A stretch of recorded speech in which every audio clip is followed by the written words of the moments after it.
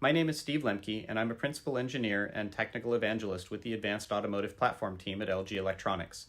I've spent the past 20 plus years working on system software platforms and developer tools for Palm OS and WebOS at Palm, HP, and LG, then shifted to innovation projects at LG related to automotive infotainment and most recently, autonomous simulation.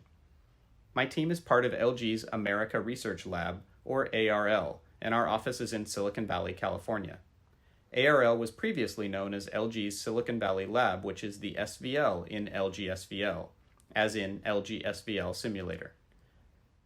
To start off, let me give you an overview of what I'm going to cover over the next hour.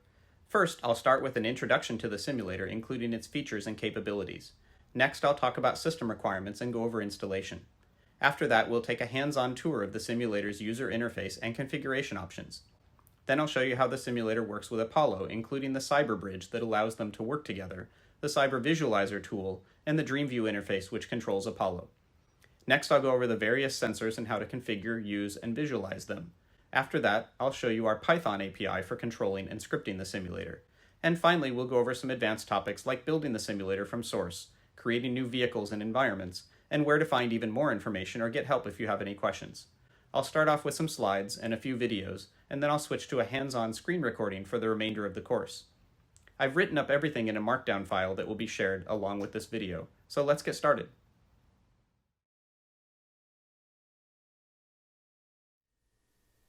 This is new simulation tools for AVs, LGSVL Simulator and Apollo. In this presentation, I will go over the features and capabilities of the LGSVL Simulator, review system requirements and installation, and then show you how to get started with the user interface, including configuration options and controlling the simulator. After that, I will switch to a hands-on screen recording and show you how to install, build, and run an open-source autonomous driving stack called Apollo, how to use the simulator with Apollo, how you can script simulation with Python, some advanced topics, and some other helpful information. Before we get started, I'd like to say that we've been working on the LGSVL Simulator for several years now, as an open-source project at lgsvlsimulator.com and on GitHub. Our mission is to provide an open simulation platform for the development and testing of autonomous driving and future mobility services, and it is our desire to collaborate with industry and academia to create a full-featured and professional, yet accessible and extensible simulation platform so we can all achieve our individual business or research goals while reducing overall development time as well as cost. We chose Unity 3D as the graphics engine to power the LGSVL simulator, and when Unity released their high-definition rendering pipeline, or HDRP, we made the decision to adopt it in our simulator in order to give our users fantastic visual imagery by taking advantage of HDRP's physically based lighting and materials and compute shader technology, which takes full advantage of available GPU hardware. As you'll see later, we give you full control of everything in our beautifully rendered digital twin environments, including weather and time of day, which even allows us to position the sun correctly in the sky based on the specified time. The LGSVL simulator includes out-of-the-box support for open-source autonomous driving software and sensor bridge runtime frameworks. That means we support integration with AD stacks using our built-in support for ROS and ROS2 as well as CyberRT, and we provide everything you need to work with both Autoware and Apollo. In addition, we're adding plug-in support for other external sensor bridges to further improve performance and make it even easier to support other open or proprietary bridges and AD stacks. In this video, you can see an example of our Autoware integration, as the simulator provides sensor information to the Autoware stack, which Autoware then uses to control the ego vehicle as it drives down the road.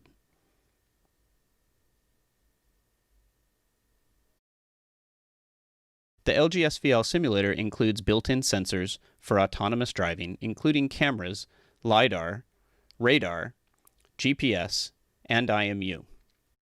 You can see sensor visualization of our LiDAR and radar sensors here, as well as some of our virtual sensors. We support 16, 32, 64, and even 128 beam LiDAR sensors, and also have new sensor plugins that simulate the VLP16, VLP32C, and VLS128 LiDAR sensors from Velodyne. Although many of our sensors are configurable by setting parameters in the UI, which we will see shortly, it is also possible to make your own sensors. Because the LGSVL simulator is open source, you can download the source code and modify or extend our built-in sensors or create entirely new sensors, even sensors which do not or could not exist in the real world. These sensors can access, sample, and publish low-level or raw or high-level object data from within the simulated environment, including the entire ground truth. Because we create, track, and render everything in a scene, we also know where everything is. This means you can model hybrid sensors or sensors which provide higher-level object information to your software. Those sensors can then be built as DLLs, shared, attached to ego vehicles, and loaded as plugins by a pre-built simulator binary, which means that other users who want to use your sensor do not need to modify or build their own forked version of the simulator. In addition to our built-in physical sensors, we also have several virtual sensors which can be visualized as well as published over the bridge. Here you can see 2D bounding boxes rendered by our 2D ground truth sensor. Here you can see 3D bounding boxes rendered by our 3D ground truth sensor. Here you can see our depth camera sensor. And here you can see our segmentation camera sensor.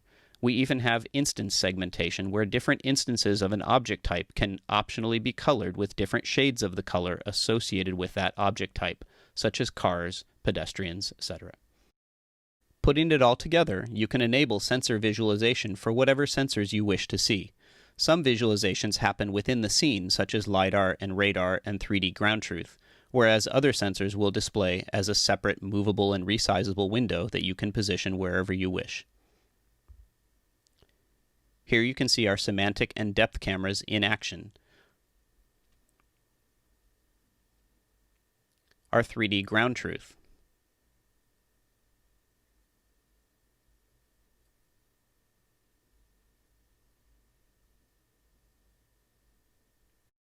And our radar sensor visualization.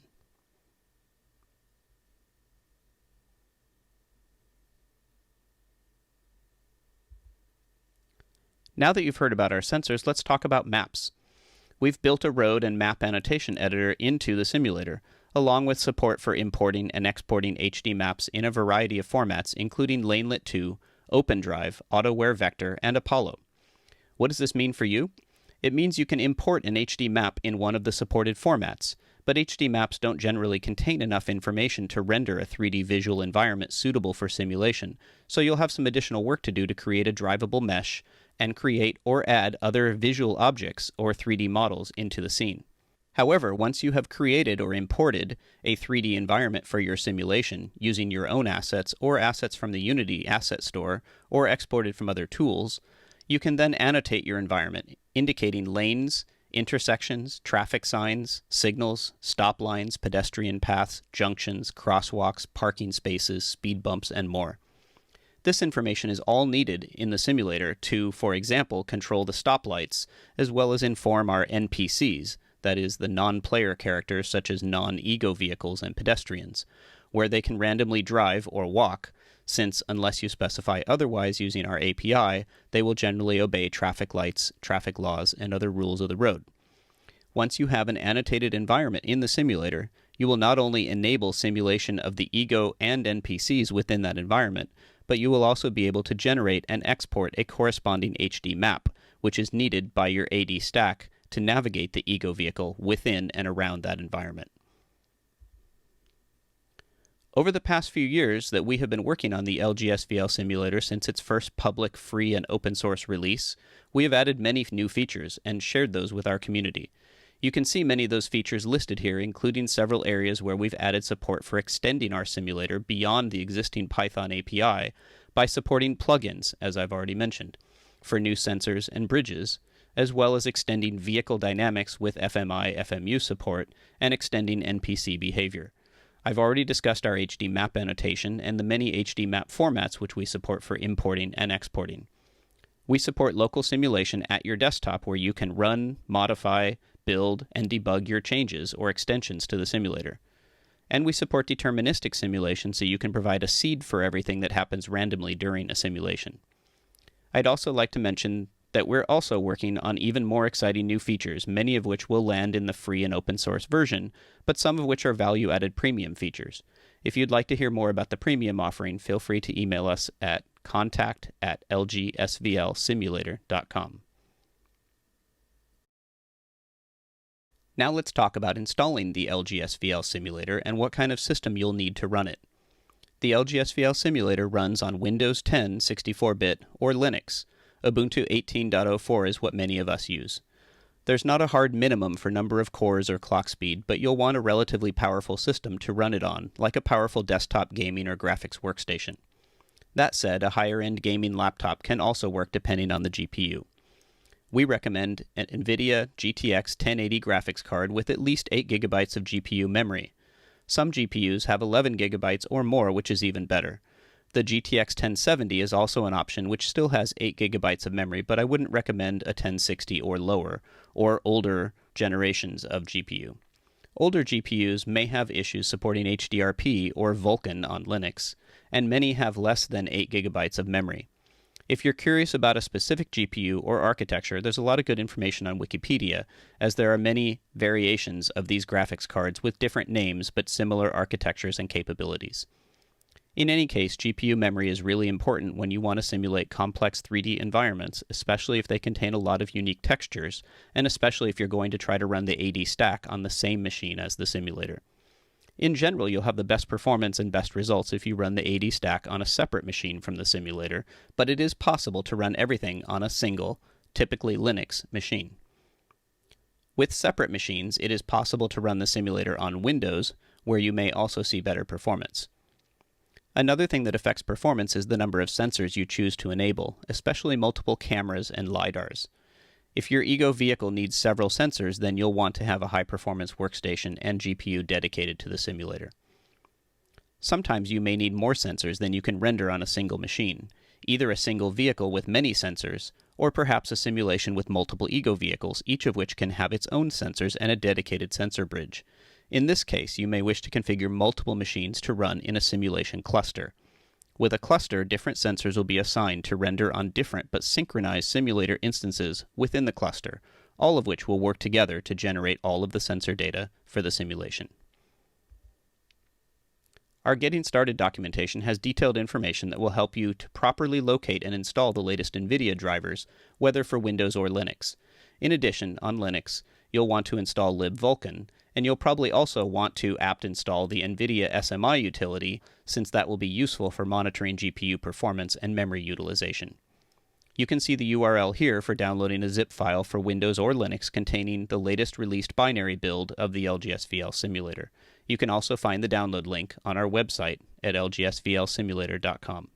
As I've already mentioned, the LGSVL simulator is an open source project, so you are welcome to download the source code from our GitHub site, or follow the link to our GitHub site at lgsvlsimulator.com. Here you can see the high-level steps for downloading Unity Hub and installing the required version of Unity, but always check the build instructions in our documentation site for the latest info, including the required Unity version. There are a few other things you'll need, such as installing Node.js to build the web-based user interface, which is used to configure and launch the simulator.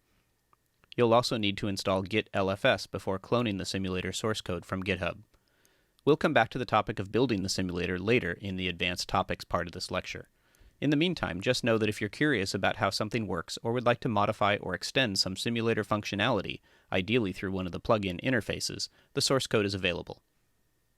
Feel free to post an issue on GitHub if you have any questions about the simulator or how it works, or how to best implement your desired change, and of course feel free to submit your changes in a pull request if you'd like to contribute them back to the project.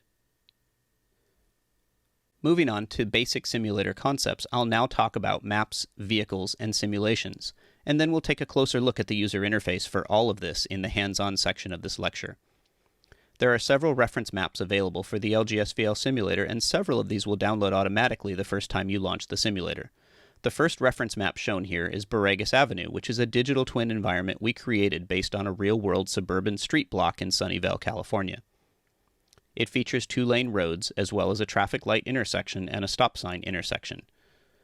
The next reference map is the Autonomous Stuff parking lot, which is a digital twin environment we created of a real-world parking lot in San Jose, California. This map is well suited for testing autonomous parking, as well as basic maneuvers in non-standard roadways, such as office road entries. Another reference map is a digital twin environment we created of Gomentum Station. Gomentum is a real-world testing facility dedicated to connected and automated vehicle testing, owned and operated by AAA of Northern California, Nevada, and Utah. You can find other simulator environments and maps on our content website at content.lgsvlsimulator.com/maps. In addition, you can create your own simulation environments, as we will discuss later in the advanced topics part of this lecture. There are also several reference vehicles available for the LGSVL Simulator, which will download automatically the first time you launch the simulator. Two of the reference vehicles shown here are the 2015 Jaguar XE and the 2016 Lexus RX Hybrid. As we will see in the hands-on section, we start out by selecting or downloading a 3D model of a vehicle. We then select or change the sensor bridge, like ROS, ROS2, or Cyber RT, and finally add the sensor configuration information. This is currently specified in JSON form, as we will see, but that will likely change in future versions of the simulator UI. You will find a number of pre-configured vehicles, but can always add more, which you can find on our content website at content.lgsvlsimulator.com/vehicles. In addition, you can create your own vehicles, as we will discuss later in the advanced topics part of this lecture. Once you have an available environment and a configured vehicle, the next step is to create a simulation. Again, we will walk through this in the hands-on section, but the details are included for reference here and also documented on the lgsvlsimulator.com website. To add a new simulation or change an existing one, we start off in the General tab where we can enter a name for the simulation and select a cluster. For this example, we're going to have a single simulator instance running locally. We can also choose whether we wish to control the simulation through the Python API, and also if we want to disable rendering of the main view. This is because rendering the simulation for the user is essentially rendering another camera view that is not needed by the AD stack. So if the user doesn't need to see the simulation render, we can improve performance by checking this option and running in headless mode. Moving on to the Maps and Vehicles tab, this is where we select one of the available maps and a vehicle or vehicles that we will be using in the simulation. I mentioned earlier that the LGSVL simulator can support multiple ego vehicles, each with their own sensors and sensor bridge, and here is where you would specify that. Each vehicle would need its own AD stack and bridge, and therefore the simulator needs to know the IP address and port number associated with each bridge. If everything is running on a single host, then the bridge connection string would likely be localhost:9090. In the Traffic tab, we can enable NPC vehicles and random pedestrians, and we can choose to use either a random seed for each simulation, or we can check a box to use a predefined seed to make simulation deterministic. In the Weather tab, we can set the time of day for the simulation and can also specify initial values for rain, wetness, fog, and cloudiness. All of these values can also be controlled through the Python API, and they can also be controlled interactively through the simulator UI, as we will see in the next slide and in the hands-on section. After configuring the simulation, click Submit to save the simulation. Once we have launched the simulation, there are several controls available in the menu at the bottom of the simulation window. The hamburger or 3 horizontal lines button will show or hide the rest of the controls shown here. The Play/Pause button will start and stop the simulation. If the simulation is configured for interactive mode, then you'll need to press play to start the simulation. The Sensor button will show all of the sensors configured in the sensor JSON for the selected vehicle and allow each sensor to be visualized. The Interactive button will let you change the environment, time, and weather during the simulation. The Bridge button will display bridge status as well as a list of published and subscribed topics. The Control button will show keyboard commands for the simulation. The Info button will show build information as well as logged errors and warnings during the current simulation. Note that the simulator always creates a player.log file, the location of which can be found in the LGSVL Simulator FAQ, or linked to at the bottom of this slide, as it varies depending on whether you are running on Windows or Linux and binary or source editor build. And finally, the Camera button indicates whether the current view is a follow camera or a free roam camera, which can be controlled using the keyboard controls. At this point, you have heard all about the features and capabilities of the LGSVL simulator, along with an overview of the installation and configuration options for the simulator and its maps, vehicles, and sensors. Now it's time to switch to a hands-on screen recording and show you how to use the simulator with Apollo, explore the Python API, and some more advanced topics. Before we wrap up the slides, I'd like to share some links that you may find helpful. You can find our website at lgsvlsimulator.com, including documentation, news about the latest releases, all of our simulator videos on YouTube, and links to download a pre-built binary or source code from the open source project on GitHub. Finally, you can email us at contact@lgsvlsimulator.com if you have any questions. Of course, general interest questions could always be posted to the Issues page on our GitHub site, and you may find the answer is already there as well.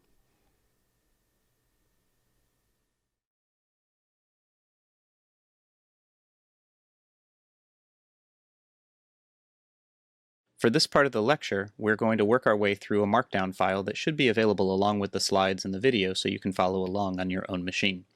By now you've already seen the introduction to and features of the simulator. Now we're going to install the simulator and take a hands-on tour of the user interface and configuration options. We've already gone over the system requirements and talked about installing the latest NVIDIA drivers. To start off, let's download the LGSVL simulator. The easiest way to do this is to go to lgsvlsimulator.com and just click the download link. Download, I can choose Windows or Linux. I'm going to download for Linux, and I'm going to open with the Archive Manager.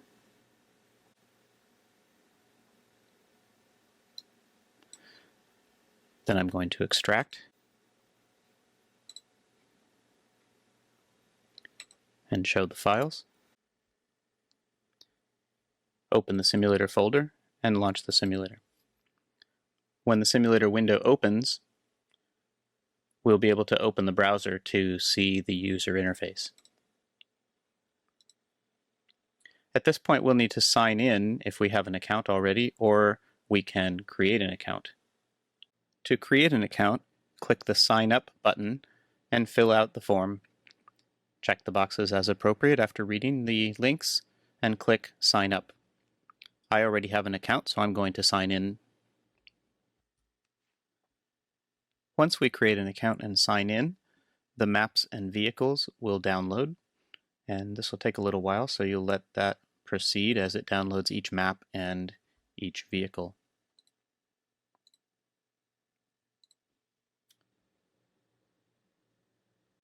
So if we go to Maps here, we can see thumbnails of the different maps.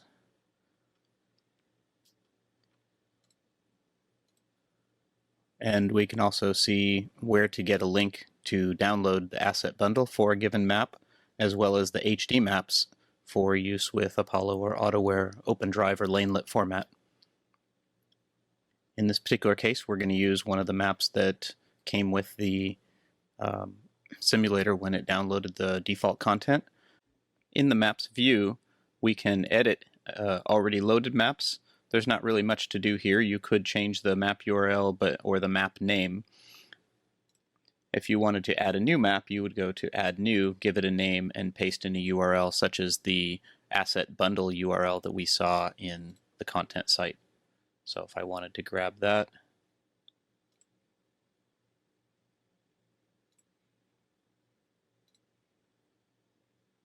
I can paste that here and load Shaolin map, but we already have that map loaded. So let's move on and look at the vehicles page. Again, in this case, we have several vehicles already loaded by default, but these are a little bit more involved because there are more settings in here. First of all, we can see there's a bridge type, a sensor bridge, and sensor JSON information about the sensors in any given vehicle. So many of these actually use the same vehicle and just have different bridge and sensor configurations specified in their name. Or you can add a new one. There's also, like we saw on the map screen, the ability to edit the vehicle name or URL, and this is what you'll see when you add a new vehicle. Now we're going to create a new vehicle. Let's go to the Vehicles tab and add new vehicle. The vehicle can be found in our Content website. We'll go to the Vehicles tab, scroll down to find the Lincoln MKZ vehicle and click on the link. We'll copy the link to the asset bundle, paste the link, and give the vehicle a name, Lincoln 2017 MKZ Apollo Master.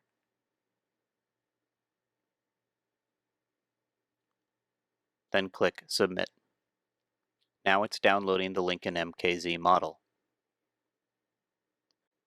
Now we'll configure this new vehicle to use the CyberRT bridge, and for a JSON file, we can use our default JSON file from the Sensor Parameters page.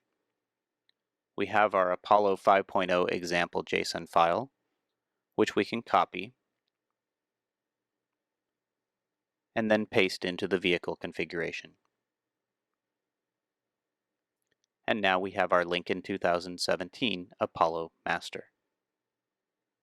This is where we specify the target machine or machines that our simulation is going to run on.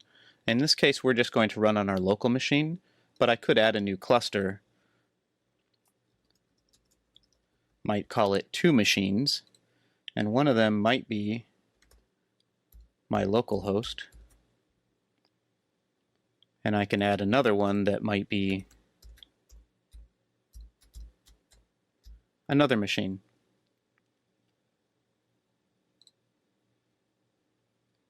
So that might be a 2-machine cluster that I would use for parallel rendering and distributed simulation. But we're going to use local machine. Now we'll move to the Simulations page and add a new simulation. We'll call it AVS Apollo Master. We'll use the local machine cluster. We want to run this simulation in interactive mode. For the map, we'll choose Borregas Avenue. For the vehicle, we'll choose the Lincoln MKZ Apollo Master, which we created earlier. The CyberRT bridge will be on localhost and runs on port 9090. For traffic, we want to enable random traffic and random pedestrians. For time of day and weather, we'll just leave those for now and click Submit to save the new simulation. Now select the simulation we just created. You'll see the check mark showing that it's selected. Click the play button to start the simulation. Let's go back to the simulator which has started and click the play button. Now we can drive the car with the keyboard and stop it.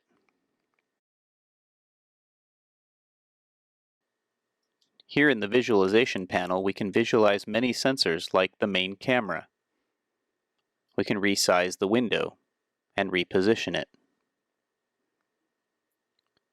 We can visualize the LiDAR point cloud, radar, and other sensors.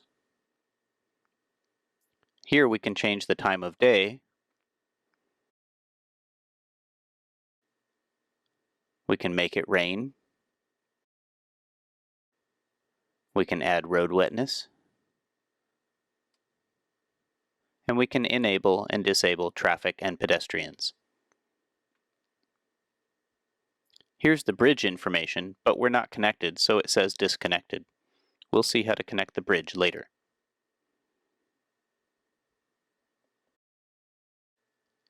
In this part, we'll talk about how to use Apollo together with LGSVL Simulator. Our website has documentation describing how to run the latest version of Apollo with the simulator. Of course, you'll need to have all of the prerequisites installed, including the latest NVIDIA graphics driver, Docker, and NVIDIA Docker. You'll also need to clone the latest Apollo source code from GitHub. Now we're ready to start and enter the Apollo Docker and use Apollo. The command line is listed in our Markdown document here.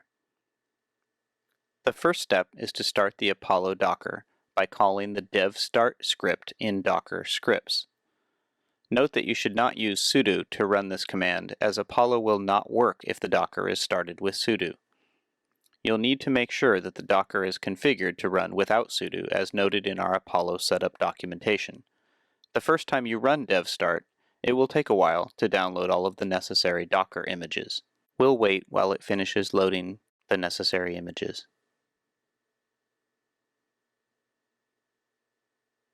Now that it's finished, you should see two green OK messages. The next step is to enter the Apollo Docker with the dev into script. Once inside the Apollo Docker, we can run NVIDIA SMI to make sure the NVIDIA driver is correctly installed and working. You should see the NVIDIA driver version, GPU memory, and running processes. And now we're ready to build Apollo. We will run this command line, apollo.sh build opt GPU. This will build the optimized version of Apollo with GPU support. It could take quite a while depending on how fast your machine is. Since we've built it before, it should finish pretty soon. But for a full build, it could take a half hour or more to finish the build. If the build crashes, just start it again, as the build system can sometimes run out of memory on a low memory machine.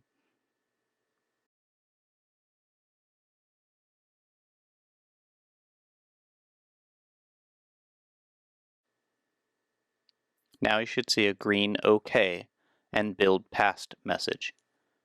Now that we've finished building Apollo, we're ready to go use Apollo modules and the Cyber Bridge.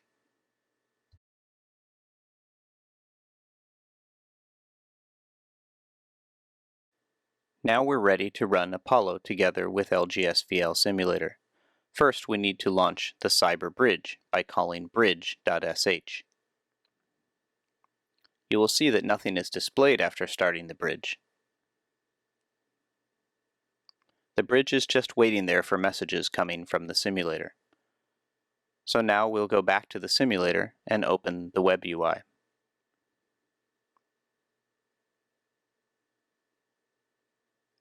Go to Simulations, select simulation that we created earlier, and run it. Next, start the simulation. Now the simulator is sending messages to the bridge, as we can see in the bridge info.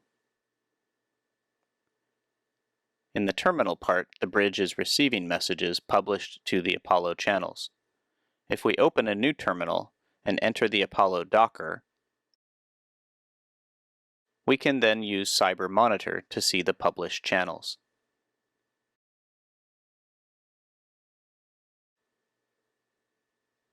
There's another useful tool to visualize messages called Cyber Visualizer.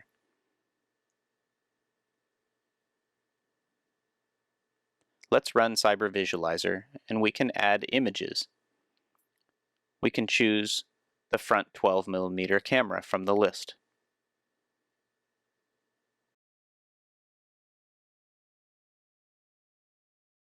But these images are compressed and the colors are not correct. We can also show the LiDAR point cloud.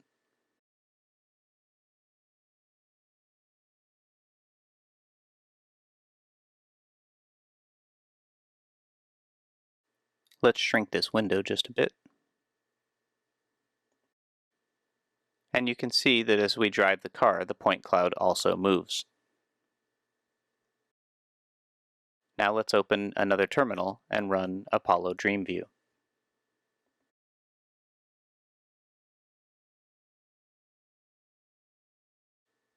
Now we'll take a look at DreamView, which is a web UI for Apollo modules. We have a customized version of the Bootstrap script called Bootstrap LGSVL. The script will launch the image decompression service.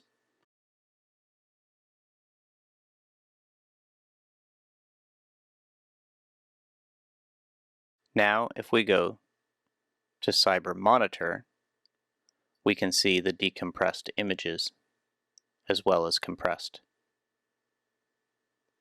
If we go to Cyber Visualizer, we can add an image and show the decompressed image.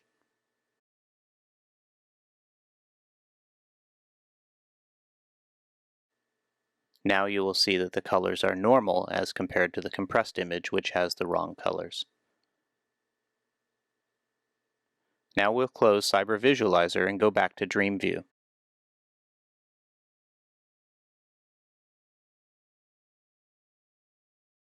In Dream View, we'll need to select the correct setup mode, which is MKZ LGSVL.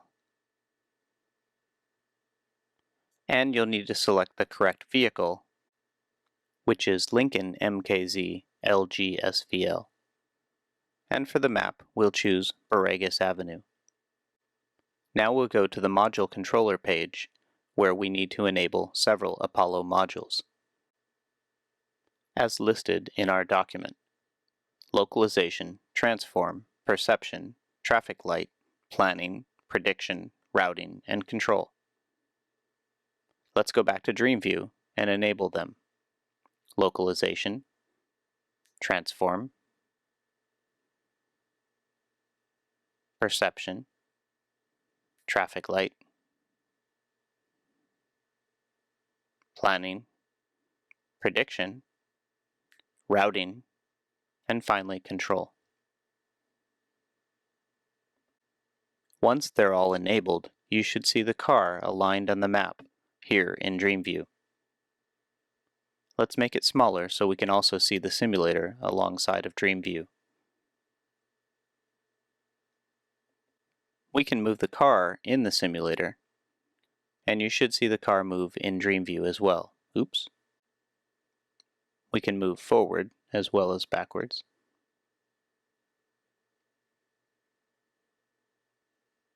And drive through the intersection and watch the car move in Dream View as well.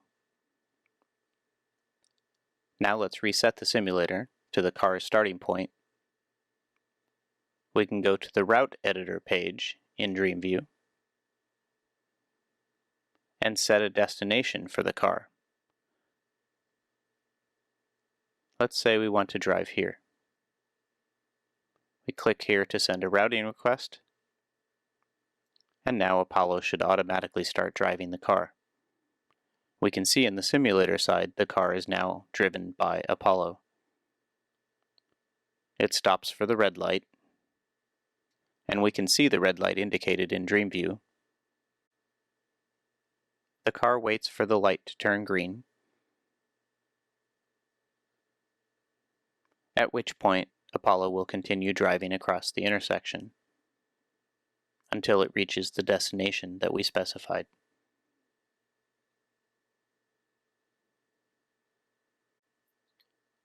We arrive at the red fence, which indicates our destination, and our drive is complete.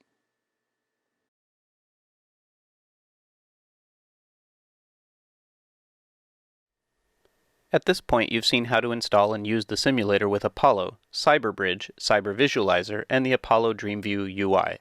Now we're going to take a look at the LGSVL Simulator Python API. That's section 4 in our document. To start off, I'm going to make a virtual environment to work in for Python API using make_virtual_env.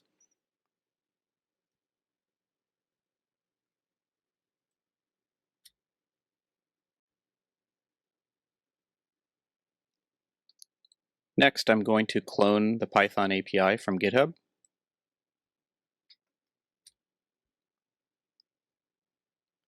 And cd into that directory. And install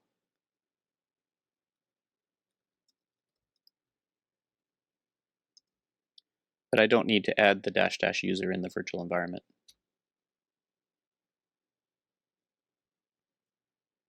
Next, we're going to go back to the simulator's user interface, and we're going to activate the API only configuration. Let's take a look at how that's set up. Its name is API only, it's local machine, and we check the box that says we're going to use the API to control simulation, which makes the rest of these settings controlled by simulation rather than by the settings here. So I'll submit, And now I can start that simulation. Well, notice the simulator looks different here. It says API ready rather than starting a simulation. It's just sitting in a mode waiting for us to talk to it with a Python API script. So we can go back to our Markdown and see that we can try a quick script to verify that everything is working. Bring back the simulator, go over here, we're in the Python directory, and I'm going to run the quick start script number 5. But it doesn't do anything yet because a lot of these scripts actually ask you to press enter before they start. So I'll press enter. And now we can see the car is just driving in a circle.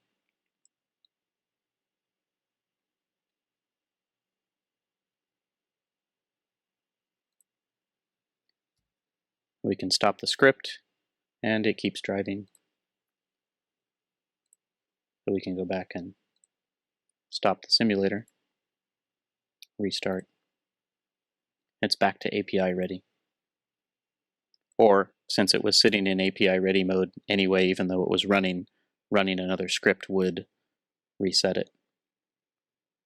Let's take a look at what that script is actually doing. I'm going to bring up the script in VS Code, and we can take a look at what it's actually doing. So we see that it connects to the simulator. It specifies a simulator host, either coming from the environment variable simulator host or IP address default of localhost and port 8181. We set the current scene, that's the map environment, and we've selected Borregas environment for the script. If it's already set to that, then we reset the simulator. Otherwise, we load that scene.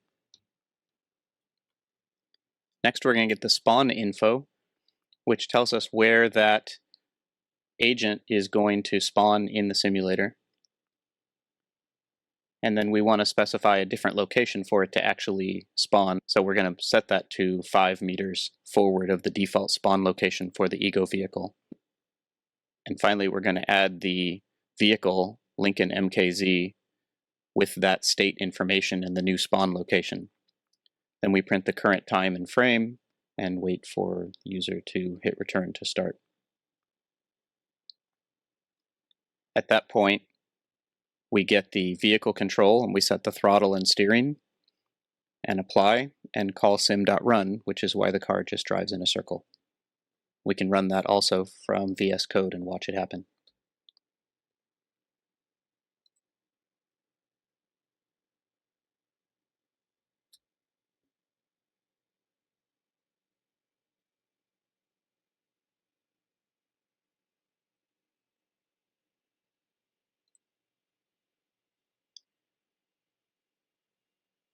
And if we stop and restart it, then it resets again and waits for us to start.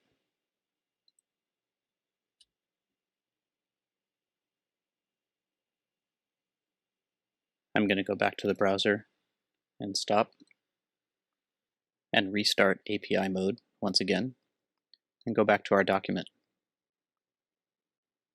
So I'm going to go back to the Python API documentation and go over Python API concepts, simulators, and agents. So the Python API exposes the following types: simulator, which is the main simulator object. That's for connecting to the simulator and creating other objects. The agent is a superclass of both vehicles and pedestrians. Vehicles include Ego vehicles with physics simulation and the sensors, as we've seen earlier. NPC vehicles are non-player character vehicles with simplified physics. And we've seen those also randomly driving around in our simulation so far, but we can control those in the Python API, as well as pedestrians. So vehicles and pedestrians are subclasses of the agent and have properties like transform, position, and velocity. All the coordinates in the API return values in the Unity coordinate system. This coordinate system uses meters as a unit of distance and is a left-handed coordinate system. So x points left, z points forward, and y points up. The simulator class also provides helper methods to convert coordinates to and from latitude, longitude, and northing and easting values. As we saw in the sample script that we ran already, we connect to the simulator using the instance of the simulator class. We load the scene as we did. We can optionally specify a random seed in the API just like we can in the UI. And as we saw, we can specify Borregas Avenue as the name of one of the maps in the web UI. Since we don't want to load a scene every time, we can just call simReset to reset a scene to the initial state. We can also specify an optional argument for a time limit specifying how long the simulator should run when we call sim.run. This diagram illustrates API execution from creating the simulator, connecting the WebSocket, creating the vehicle, creating any pedestrians, calling sim.run, during which time the simulator is running, and then either the time limit is exceeded or a callback happens, like for a collision, and control returns to the Python script. We can also support non-real-time simulation running faster than real-time or slower than real-time by calling run with the timescale argument.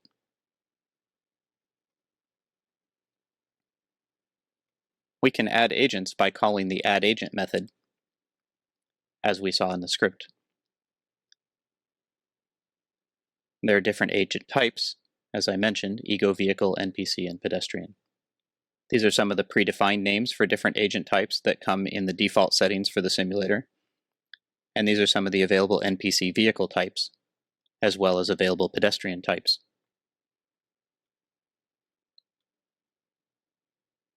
You can also create agents in specific positions and orientations in the scene. For this, we'll use the agent state class. Now let's take a look at a script that spawns NPCs. Like our other script, this connects to the simulator on localhost, loads the Borregas map if needed, adds an agent, and then basically just loops creating random positions for NPCs to spawn.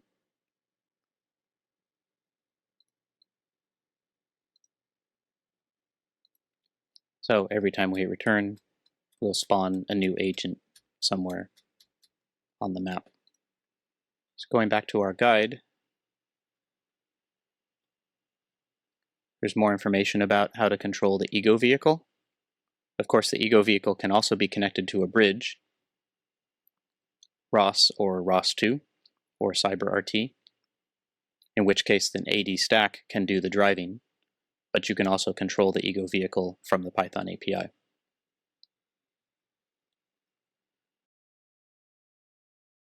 NPCs can be told to change lanes, to follow specific waypoints, to follow a lane, and can also be set to make callbacks when a waypoint is reached, or when they hit a stop line, or when they change lanes. To make an NPC follow waypoints, you prepare a list of drive waypoint objects and call the follow method for the NPC vehicle.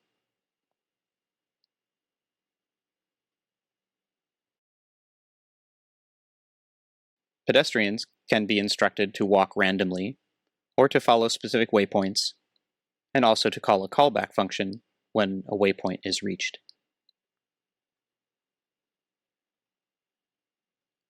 So looking at callbacks, we call sim.run, which starts a simulation, and the simulation is then running. The simulation is paused for a collision or other callback event, at which point the callback is invoked. The callback returns, which resumes simulation, and the simulation is once again running, until it pauses for another callback.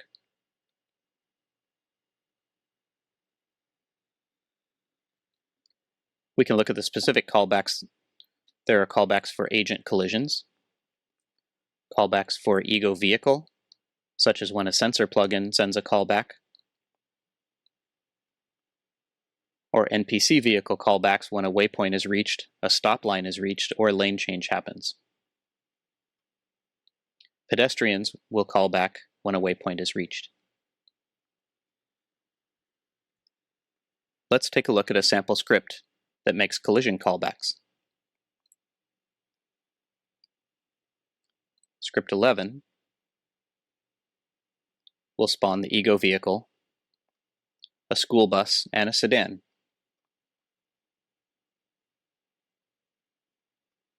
We'll have a on-collision callback defined. We'll press enter to run, and then we will see what happens.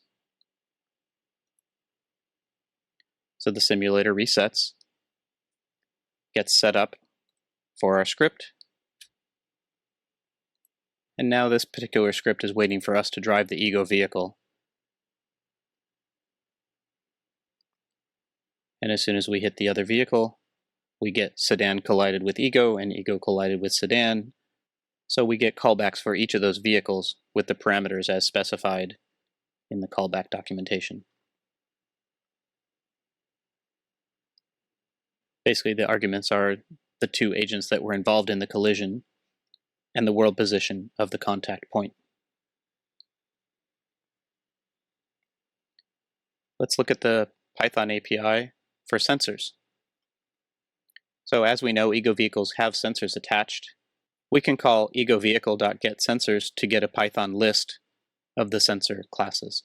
We can query information about the sensor as it was set up for the vehicle, and we can also save for some sensors like the camera and the LiDAR. Let's try that now with some of the sample scripts.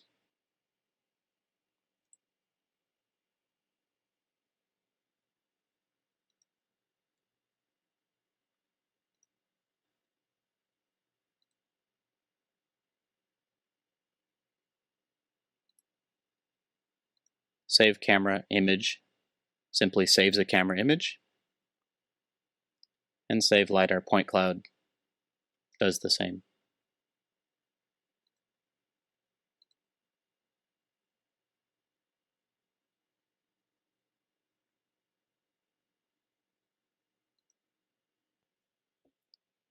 We'll find those images in the simulator folder, so we can see main camera.png, and there's the image that we saved. We also have lidar.pcd, which we can view if we have a point cloud viewer. To view the point cloud, I installed PCL Viewer on Ubuntu, and I can pull that up. And I can view that point cloud here. It looks very similar to what we saw in RViz earlier.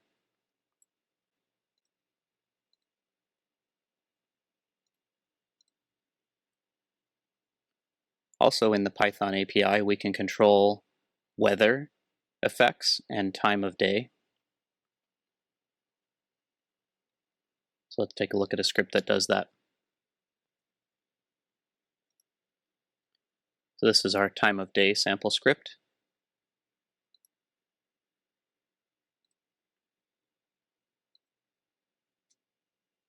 Resetting the simulator, changing to nighttime, and changing back to daytime.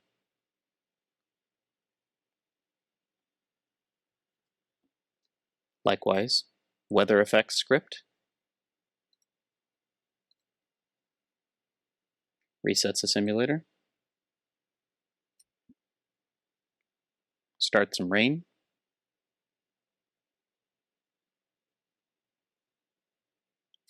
add some fog,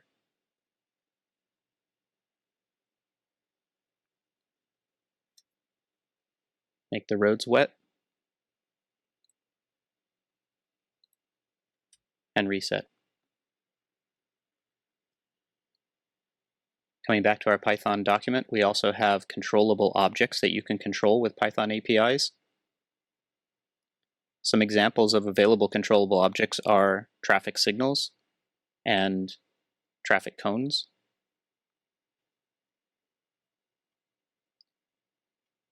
You can get a list of the controllable objects that are in a scene.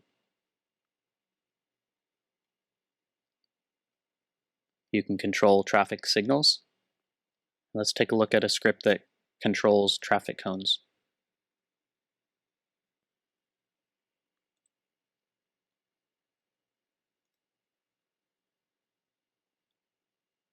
So this script will connect to the CubeTown map, reset the simulator, set up the agent, And we'll spawn a bunch of controllables or traffic cones in a group. So let's run this and see what it does.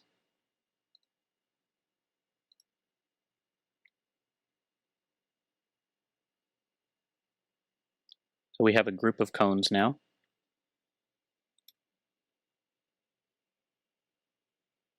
The cones are launched into the air and come back down. As mentioned earlier, there are some helper functions in the simulator class.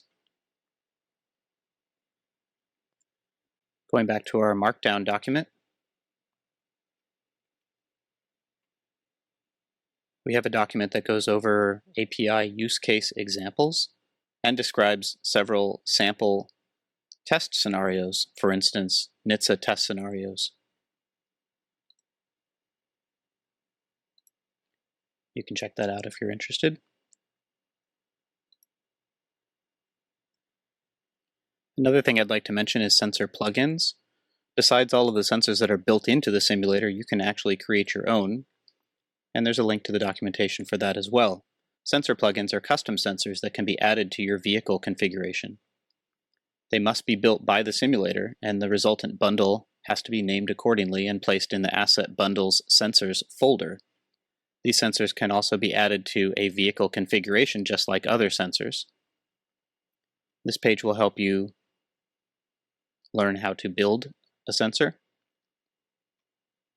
And there's also an open source example of our comfort sensor here on GitHub.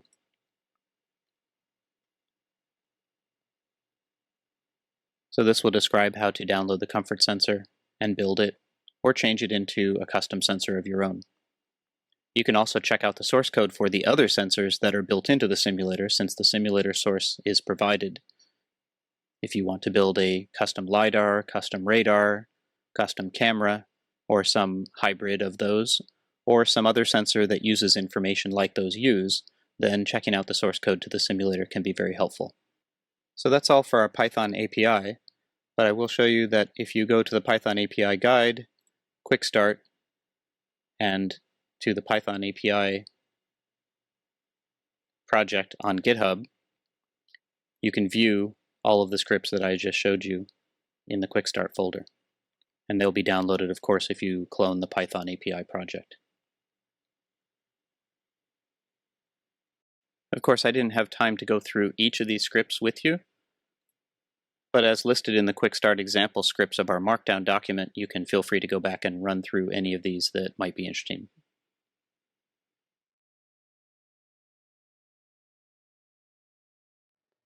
Next, we're going to take a look at some advanced topics like building the simulator from source, creating a new environment, creating a new vehicle, and using the simulator with Autoware. First is a video tutorial that will show you how to use LGSVL Simulator with another popular open source driving stack, Autoware.auto, along with ROS 2. If you're interested in learning more about Autoware and the various components of an autonomous driving software stack that enables self-driving cars, I'd encourage you to check out the entire lecture series called Self-Driving Cars with ROS and Autoware. There's about 20 hours of material in 14 different lectures, and it's all free thanks to Apex.ai and several other participating companies.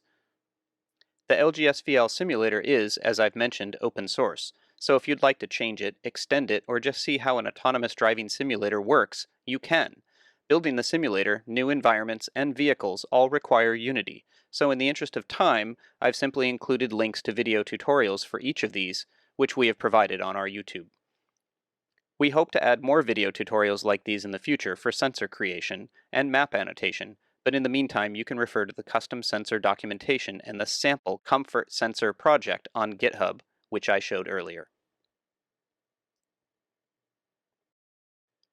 The last section is a list of helpful links, including the LGSVL Simulator website and blog, source code for the LGSVL Simulator and several related projects on GitHub, our YouTube channel, the Apollo autonomous driving software on GitHub, the self-driving cars with ROS and Autoware lecture series, and of course our own documentation for using LGSVL Simulator with Autoware.auto as well as Apollo. I hope you enjoyed learning how to install, configure, and use the LGSVL Simulator with Apollo driving software. configuring and visualizing the many sensors, controlling the simulator with the Python API, extending the simulator by creating your own environments, vehicles, and sensors, or making your own changes to the simulator code and rebuilding. Please join our growing open source community for the LGSVL Simulator. Ask questions, send pull requests, or email us at contact@lgsvlsimulator.com. But most of all, please take advantage of this amazing tool that LG has made and shared with the open source community.